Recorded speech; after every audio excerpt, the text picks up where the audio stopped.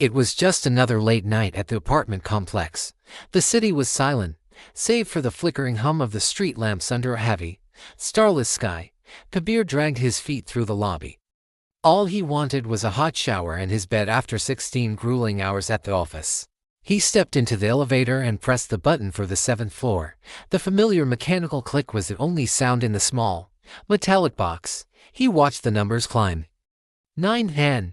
He leaned against the wall, eyes heavy with fatigue, waiting for the familiar chime of his floor. But the elevator didn't stop at 12. The lights flickered violently, and a blood-red 13 pulsed on the screen. His heart skipped a beat. The doors hissed open. Beyond lay a corridor of nightmares, decaying walls, flickering bulbs, and a smell like damp earth and old, forgotten secrets. Kabir stepped out, his breath hitching. Behind him, the elevator doors slammed shut with a metallic finality that chilled him to the bone. He walked down the narrow, endless hall, scrawled in dark. Wet ink on every single door were the same 3 words, "And don't look back." At the very end of the hall stood a door that stopped him cold. On the nameplate, in perfect, haunting lettering, was his own name, Kabir. The door creaked open. There, in the dim light of the room, stood a man with his face, his clothes, and eyes wide with an impossible terror. A cold shadow stretched across the floor. A whisper, colder than the grave itself, crawled into his ear. "You came early." Kabir spun around, but the hallway was empty.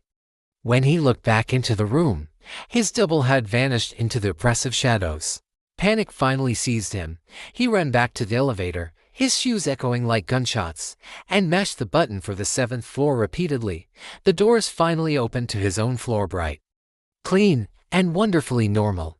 He slumped against the wall, breathing a desperate sigh of relief. Morning came with the sound of sirens. Kabir stepped out into the lobby to find the building buzzing with police and grim, silent faces.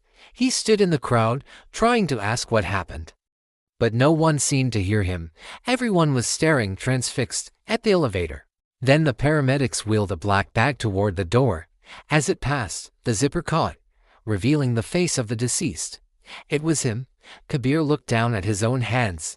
They were turning pale, then translucent, slowly dissolving into the morning light like a fading memory. Some floors are never meant to be reached.